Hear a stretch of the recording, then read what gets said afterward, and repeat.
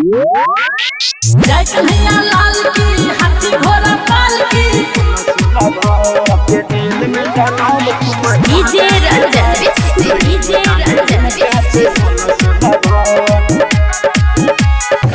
धरती पर भेले जब अत्याचार लेकिन तब कन्हैया अवतार। जय कन्हैया लाल की हाथी घोड़ा पाल की धरती पर भेले जब अत्याचार लेकिन तब कन्हैया अवतार।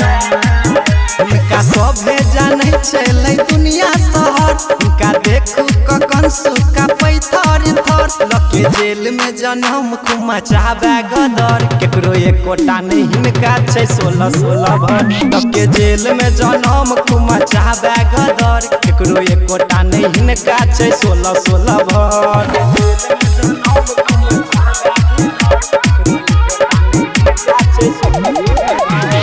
डीजे रंजन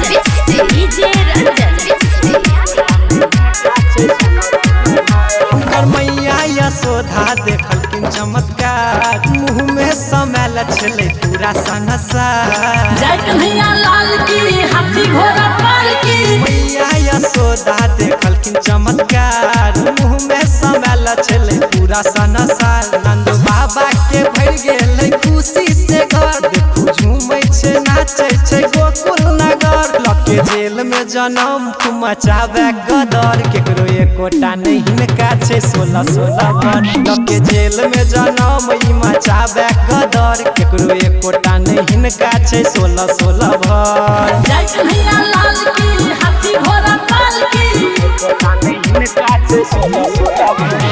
डीजे रंजन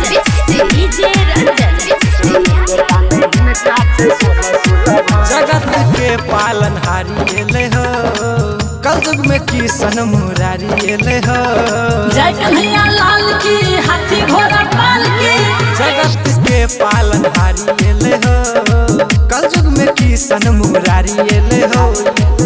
अरे रूपम अजित लिखै छै सोहर गाबै छै बधैया अभिषेक हवर लके जेल में जन्म मचाबे गदर केकरो एकोटा नहीं हिनका छै 16 भर लके जेल में जन्म ई मचाबे गदर केकरो एकोटा नहीं हिनका छै 16 भर।